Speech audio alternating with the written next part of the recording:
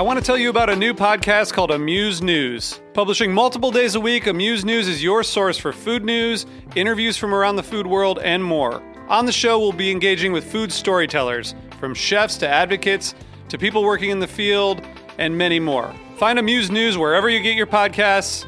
Amuse News is a destination for everyone who's looking for a new, insightful look into the world of food. You're listening to Heritage Radio Network. HRN is food radio supported by you. Learn more at heritageradionetwork.org. This episode is brought to you by the second annual Catskill Cuisine Festival.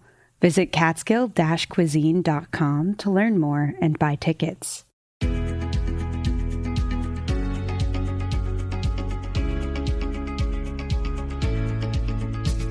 Welcome to Spill and Dish, a podcast from the Specialty Food Association.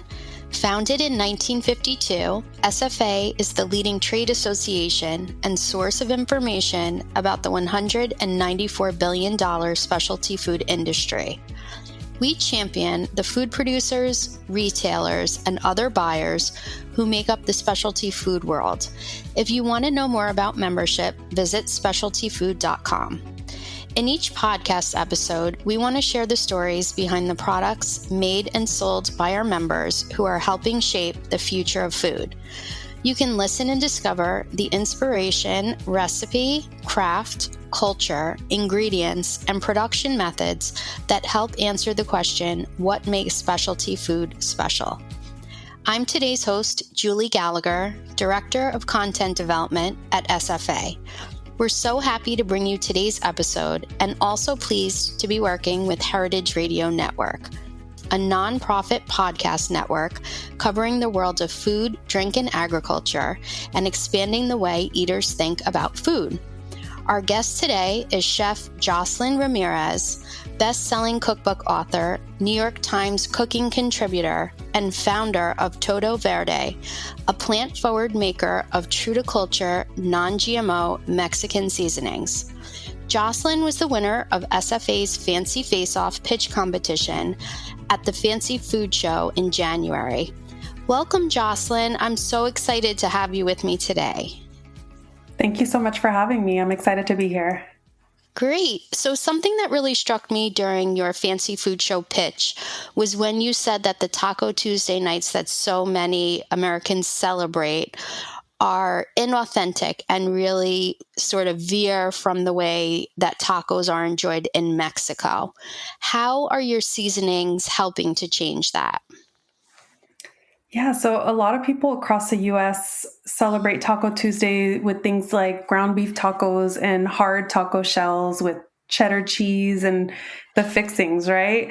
And when you think about tacos throughout Mexico, it's rare to see, if at all, that style of taco. You really see a lot of handmade or fresh tortillas, and typically have like a grilled meat or a guisada, which is a stewed meat that would be the star of that dish, followed by just some salsa and maybe a little onion cilantro. And so what I'm really trying to do is recreate what we see on shelf to really mirror what I grew up eating and what I saw as I visited Mexico growing up. So things like al pastor, carnitas, and tinga are what I call true to culture flavors, not the spicy mild that you would typically see on a store shelf. And they seem really well suited, these seasonings, for times like these when consumers are sort of looking to curb their spending. And rather than going out to eat, they're recreating the restaurant experiences at home. And what better way to sort of upscale a taco night than with these seasonings?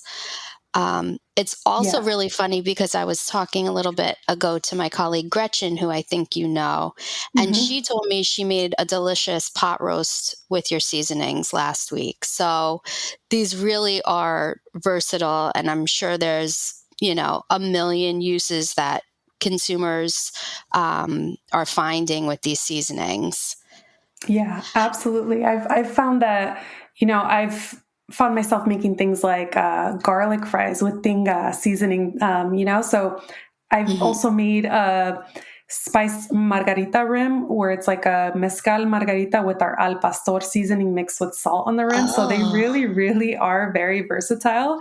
But at the end of the day, if you're making tacos, you're going to be making a legit Mexican style taco that has way more umami flavor and 2 times the spices than any of the taco seasoning that you currently see on shelf. I know this because I used your seasonings and I had a really authentic taco night with my family recently. So take me back to your early years in the kitchen when you were a child. Who taught you how to cook? Yeah, so my grandmother, she was really the matriarch of our family who brought all of us together over food, and she would cook for a small army sometimes. Whether it was a baptism, a party, or a holiday, she really brought everyone to the table, whether it was making tamales or a big pot of pozole or even any of our specific favorite dishes. So for me specifically, it was sopa de fideo. So when she knew I was coming over, she specifically made that dish for me, which was different than my brother's favorite. So she really used food as a way to show love to all of us. Mm-hmm. And we grew up with not a lot. And so food for us was almost like a currency, like a place where we felt like we had it all. We had the most delicious flavors at the table. And so it skipped a little bit of a generation. My mom would argue that like she's not the best cook. I think she's a great cook. She just got a little self-critical and in her head about it. And I've just always been super into food and carried that on after my grandmother passed. A lot of family will come to me and say, if we gather for this birthday or this holiday, can you make XYZ dishes? And so I've kind of stepped up in that role as the food person in the family. Oh, wow. It's so special that, food is always tied to such nostalgia, and you had that special dish from your grandmother. Did you always have an idea that food would inspire your career path? No, in fact, I was in higher education prior to ever starting a food business. So I thought that I was always going to stay kind of in academia, maybe do something within design, which is what my undergraduate degree is based in. But I was always super passionate about food. I used to tell friends that like if Anthony Bourdain or Jonathan Gold wrote about anything food or where to go eat, I was there ASAP, eating whatever that was, or like trying to learn more about it.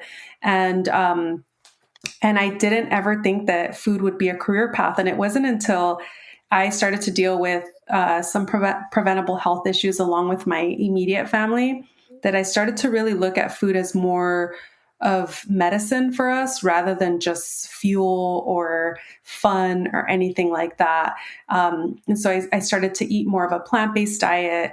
I got really into my yogic and Ayurvedic path and started to try to piece together, all right, well, if I want to be plant-based, but I also want to eat the things that feel nostalgic that I ate growing up, how do I piece that together and make that happen? And so I started playing with recipes that were both my grandmother's recipes, but obviously altered to make sense for that new lifestyle I was living. And then when did the business come about? And did it start as a catering company? It started at local farmers markets here in LA, and I was doing superfood smoothies and agua fresca. I eventually became one of the first vendors at Smorgasburg here in LA, which is like a big curated food festival that happens every weekend, and started doing catering. I also did food and was the culinary director for an LA Philharmonic venue called the Ford.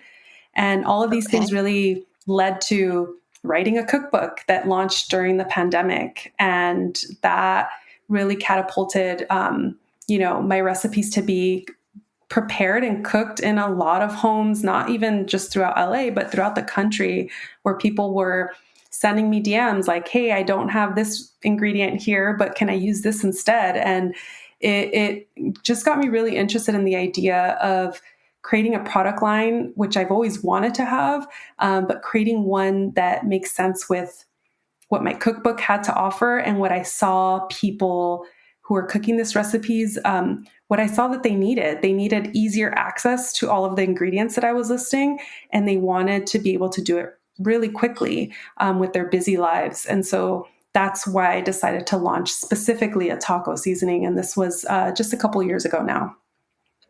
Seems smart that it's a shelf-stable product that still can carry on that plant-forward mission that you have. Did you know anything about what it would take to launch and sustain a business, or was that, new to you? Well, I knew from a business perspective what it was like to own like a hospitality brand that was doing like food service and catering. CPG, I will say, is like flip that on its head, and then that's what CPG is. Just the cash flow and everything is just so different. And even though I feel like I've gotten, lots of accomplishments under my belt in food service, it's definitely a new network in CPG. And so it's been a big learning curve and tried to understand not just who the key players are, but kind of how their systems work and, how to not only get on shelf, but also stay on shelf. So it's just very different. I'm also working with a co-manufacturer. So there's, big production that will happen. And then it's trying to get that production to slowly shift its way towards store shelves. Right. I often hear from makers that it can be difficult at times working with co-packers. Was it difficult to find the right match, or, did you have to launch an extensive search? How did that come to be? Well, thankfully, I worked with Sherpa CPG, which helped me Oh, okay. identify what some of the key players were specifically for seasoning. And so I initially started working with a co-packer in another state, actually in Colorado, and did a couple production runs with them. And then it wasn't until Expo West last year in 2023 that Whole Foods approached and was really interested, but said, hey, it would need to be made locally. And so I had to kind of go back to square one and figure out, all right, who are the local players here in LA, which would also be beneficial for me, just less shipping involved, and just being able to be more involved in the production process is something that I personally really enjoy. So it's a lot of meeting with folks and checking out what types of ingredients they work with and what their systems are and their capabilities, and just trying to find out if you can also come to that formulation too, which when you give somebody the formula, they may still come out with their own flavor of how it comes out for them, how the recipe comes out for them. And so there's some refining that needs to take place too. Mm-hmm. And then, so Whole Foods came calling. How long have you been distributed through retail locations, and are there other stores where your products are sold? Yeah, so right now I'm currently in about 140 stores. I just started distribution with KeHE earlier this year in February, and in 4 of their DCs, launching a 5th. My first big account was Bristol Farms here in California. And so they've been a really, really great partner to work with. I've been personally doing all the demos, the in-store demos, and trying to learn more from the customers to really understand how they're using the product, what they're cooking it with, which I'm finding that even though I'm creating a plant-forward product that made sense for me, for a lot of people, they're actually cooking it on animal products. So now, in my next production run, I'm looking at the type of, instructions, how I'm wording, how people can use this product in their everyday lives in a way that makes sense for everybody. Oh, that's so interesting. I was going to ask you if you do in-store sampling, and are you also cooking in-store and actually showing how you can prepare different dishes, or are they just tasting? I've done a little bit of both. So there are some stores where I have done a full-on cooking class. And for example, I actually have some demos coming up at Lazy Acres. They have a teach-in kitchen where people will sign up for classes, and they'll learn not just how to use a particular brand's products, but also just other recipes that they can use in everyday life. So I'll be teaching a couple classes there. And then for some of the just sampling where people are tasting. I've done some on cooked jackfruit, and then I've also simplified a bit where I just mix the seasoning with a little bit of oil to make it sort of saucy, and then have people either try it on cucumber slices or tostadas. And surprisingly, most people love cucumber slices for it, which is really cool to see. Yeah. And where in the store are your seasonings typically merchandised? Typically, they'll be like if it's in if they have like a Latino section or sort of a Mexican section, it will typically be there. If not, it may be paired up with the other spices and seasonings in the store. Okay. And so are you still doing those food service things that you had mentioned before, or is it full steam ahead with the CPG part of your business? It's full steam ahead with CPG. So if you've ever, anybody out there listening, if you've ever had a catering company, it's a lot. So I knew that I could only really focus on one. And so this is the route that I'm choosing to grow my business. I just felt also that there's potential bigger impact there to reach more people rather than, doing food service just here in LA. Mm-hmm. And I saw on your website that your company is certified woman and minority owned. Has that helped open doors for your business? Is it worth the That investment? I really do think it is worth the investment. I actually received a grant to help me fund those initial certifications. And I think that they've been so beneficial. When I'm at trade shows, I definitely make sure to visibly show or make sure that it's visible that we're a part of those certification programs. And I definitely include it in presentations. And sometimes there's additional perks like reduced prices for stocking fees or things like that, just to get in the door because of those. So it's been great. That's wonderful. I love that your website has so many wonderful cooking videos, and I feel like the consumer can really get to know you and sort of experience that authenticity at home. Is that sort of the strategy that you were hoping for? Yeah, absolutely. I think that, when people see food that looks delicious, they want to create that at home. So I definitely wanted to make sure that there's lots of interaction with beautiful photos or videos of food. Just coming from my cookbook, like so many people are always looking at a picture of something and they're so excited to prepare that recipe based on the image. So I know how important that is. And I wanted to make sure that I do that justice. Yeah. And what would you say is next for your brand? What I'm really trying to do this year is really focus on growing the retail reach of the brand. Last year, I was just, doing the paperwork with KeHE and like trying to launch that, which finally happened this year. It's a lot longer of a process than one would think. I was trying to grow e-com, and I'm still trying to do that. But this year, my big focus is really trying to grow that retail reach, making sure that people see the product in store, that they get to try it with demos.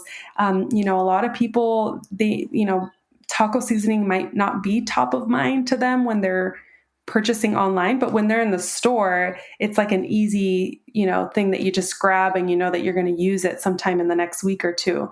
So I want more of that visibility, and that's kind of the big thing that I'm trying to do is like just create that visibility, and then hopefully later this year start working on a fourth, potentially fifth product. That's great. Do you ever see yourself branching into additional categories? I do see myself branching into additional categories. I am still trying to figure out which ones would be kind of the next ones to start with. I think for right now, I definitely want to stay in the area of like flavoring, right? Of Hmm. something that you can add to. So like sauces, seasonings, add to whatever it is that you're already cooking and then kind of take it from there. I definitely want that kind of like chef focus of flavoring something that might, be sort of sad, mediocre, and like make it a really delicious dish. Like that's definitely the route I want to go. That sounds great. So we're almost out of time, but before you go, we'd like for you to participate in our final segment called Take 5, where we pose 5 questions to our guests. But first, let's pause for a break. Gather your friends and family at the second annual Catskill Cuisine Festival, presented by the Sullivan Catskills Visitors Association, Bethel Woods Center for the Arts, and Resorts World Catskills. Mark your calendars for a flavor-packed weekend from May 10th to May 12th. Experience the fusion of phenomenal food and electrifying entertainment. Rub shoulders with your favorite Food Network personalities, including Andrew Zimmern, Michael Simon, Scott Conant, Marcus Samuelson, Jeffrey Zakarian, Anne Burrell, Melba Wilson, and distinguished international chefs by LaBelle Farms. Kick off the festivities with Friday's star-studded golf tournament and evening reception. Saturday heats up with free tastings, thrilling live demos, music, and family activities, culminating with a gourmet dinner hosted by celebrity chefs. And on Sunday, celebrate Mother's Day with a special celebrity-curated brunch. Tickets for this celebration are selling like hotcakes. Visit catskill-cuisine.com to grab your pass for this unforgettable weekend in the picturesque Catskills. See you there! Okay, here are your 5 questions for our final segment, Take 5. What is your favorite thing about the specialty food industry? My favorite thing is just seeing how people can get so creative with the same ingredients. You can literally have someone who's using tomatoes, something so simple, in one way, and then have a completely different, flavor profile with a different brand.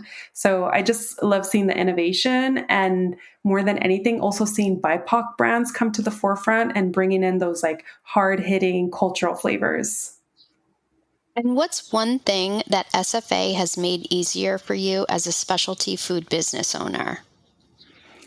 I can say that, being at the show in Vegas in January, just the visibility of being a part of, like, specifically the included pavilion, that created so much great interaction between buyers that I just had absolutely no connection with, or there was just a brick wall in terms of email communication. And it just really helped to create this ease and opportunity for connection, which I really love. If you weren't running a business, what would you be doing? I would probably have a farm somewhere with lots of animals and growing lots of my own food, maybe a little off the grid. And what's one piece of advice you'd give a new food business owner? I would say for a new food business owner, make sure that what you're doing is something you're super passionate about, because being your own business owner is never going to be easy. So it's got to be something where you wake up day in, day out, and you're ready to go and you're so hyped about it because you just love it so much. And how do you define specialty food? I would say that specialty food is something that isn't just about, feeding the masses, and that it's very thoughtfully curated and prepared in a way that is meant to create a special opportunity for you to engage with your food. So it's not just like on the go. It's something that feels a little bit more curated and just almost unique. That's great. Thank you for joining us today. You can find out more about this show at specialtyfood.com and heritageradionetwork.org. And remember to follow wherever you get your podcasts. Come back often to get to know the people who are shaping the future of food. Special thanks to Jocelyn Ramirez and to Heritage Radio Network, the world's pioneer food radio station. This is Spill and Dish, a Specialty Food Association podcast. Spill and Dish, a Specialty Food Association podcast, is powered by Simplecast. Thanks for listening to Heritage Radio Network, food radio supported by you. Keep in touch at heritageradionetwork.org/subscribe. Hey listeners, we're nearing the end of our 15th anniversary fundraising campaign, and we need your help to meet our goal. This campaign offers you a chance to win a unique food and music experience in one of the most exciting cities in America. Here's how it works. Donate to HRN and you'll be entered to win dinner for two and 2 tickets to a concert in one of 8 amazing cities: New York, Los Angeles, Philadelphia, Nashville, Las Vegas, Charleston, Ardmore, Pennsylvania, and Asheville. All donations support our work educating food system storytellers. And when you donate, you can choose one of those cities and you'll be entered to win dinner and 2 tickets to a show. So help us reach our goal and enter to win dinner and a show in the city of your choice. Check out heritageradionetwork.org/15 to donate and enter to win today. That's heritageradionetwork.org/15. Thank you.